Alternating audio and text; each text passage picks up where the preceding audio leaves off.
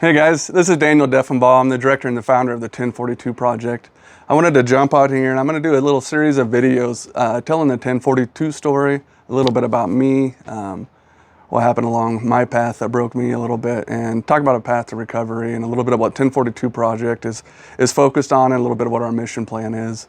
For some of you that don't know, I first started my career in 2000. I was a police officer for 14 years, and when I first started my career, really everything was just going great. I got promoted to detective pretty quickly, and I got to work narcotics, which was the reason why I got into law enforcement, is I wanted to work in narcotics, and I got to do that. And after about the 8-year mark or a little longer, I just started to notice I was changing, and the person who was so energetic and full of life was no longer there. I was starting to lose my will to live.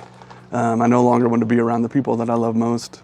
And I just started to really self-destruct. I started turning to alcohol to numb the stuff I was seeing at work, the trauma I was seeing, and I wasn't processing it.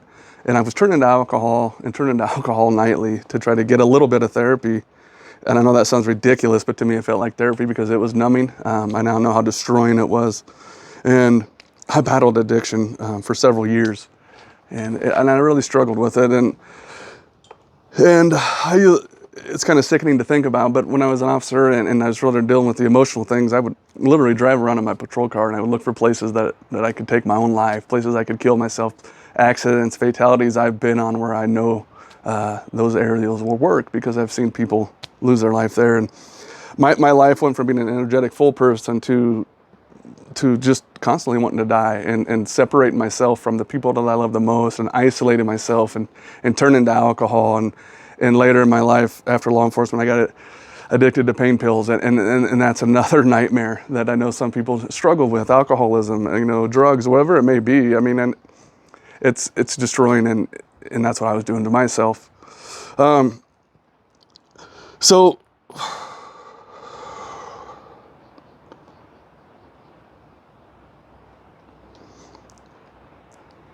you'll hear part of my story throughout all the videos our organization is going to be making, and I'm going to be talking about, as we go through this video, talk about what our organization is going to be doing to help change the stigma that's out there, and how we're going to get some help to our brothers and sisters in the first responder field. I left in 2014. I went out on medical retirement for some heart-related issues and PTSD-related issues, and honestly, when that happened is when my life even turned for the worse, because once I felt like I lost my purpose, and I know that sounds silly now, looking back on, to think that law enforcement was my purpose in life, but looking back, and at that time in my life in 2014, I felt like I lost everything. I went through a divorce. I had my home foreclosed on. I lost my job. I was bouncing back and forth between living in my dad's camper to my mom's basement. I was in a very dark place. I remember one time looking up at the calendar and wondering how many years I'd have to go back to try to find a night, just one night, where I went to bed sober. I would drink myself to a pass out point every night. I couldn't deal with the images that were going throughout my head. It was like an old 8mm film, or like scrolling through Facebook and just seeing every bad image you've ever seen, every death, every fatality. The face of every mother, you had to let them know that their loved one was not coming home, or their son or daughter was not coming home to them. And I was having trouble sleeping, so I was drinking to an extent. And when I left law enforcement, then I was even, like I said, in a deeper spot, because I felt like I lost my purpose. So I went through several years from 2014 to about 2018 and 19, where I was in a very dark place, and I was constantly thinking about suicide, because even though I'm a father, I felt like I wasn't even worthy to be their father. I didn't feel like I had anything to offer to my kids. I didn't feel like I had anything to offer to my friends. I'd just go into self-isolation. People used to say I used to be the life of the party, and here I was in my bedroom and wouldn't even want to leave the house just because of fear, the shame and the guilt that I was struggling with.